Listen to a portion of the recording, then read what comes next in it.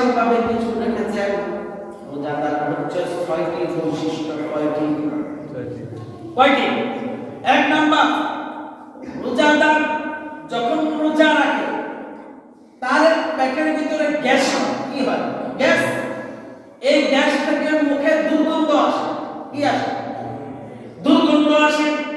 আল্লাহ সুবহানাহু ওয়া তাআলা বলেন, কোন বান্দা যদি আমার সন্তুষ্টির জন্য রোজা রাখে, ওই বান্দার মুখের দুর্গন্ধটা আমার কাছে মৃগ নাবির চাইতে বেশি প্রিয় লাগে।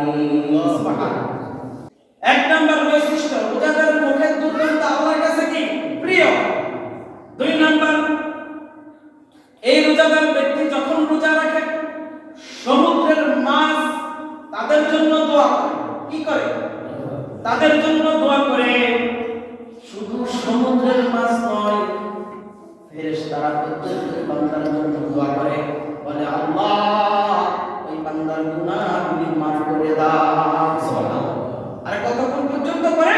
ইফতারের আগ পর্যন্ত ফেরেশতারা আপনার আমার জন্য দোয়া করে। সুবহানাল্লাহ। তিন নাম্বার, রোজাদারের জন্য প্রতিদিন আল্লাহ পাক রব্বুল আলামিন জান্নাতটাকে সাজায়। কি করে? জান্নাতটাকে সুসজ্জিত করে। প্রতিদিন আপনার আমার জন্য 11টি মাস আল্লাহ সাজায়। সুবহানাল্লাহ। চার নাম্বার, রোজাদারের জন্য পুরস্কার হচ্ছে, রোজাদার যখন রোজা রাখে দুষ্ট শয়তানকে আল্লাহ তাআলা শিকলবদ্ধ করে রাখে। কি করে? শিকলবদ্ধ করে রাখে। পাঁচ নাম্বার, রোজাদারের শেষ রাতে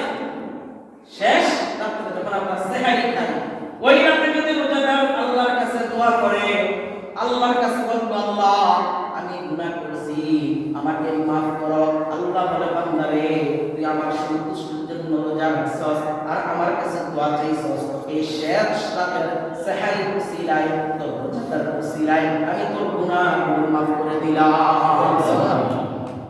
6 নাম্বার, আল্লাহ পাক রব্বুল আলামিন এই রোজাদারকে প্রতিদিন রাতে ঘোষণা দেন, বান্দা তোকে মাফ করে দিলাম, তোকে জান্নাত দিয়ে দিলাম। সুবহানাল্লাহ।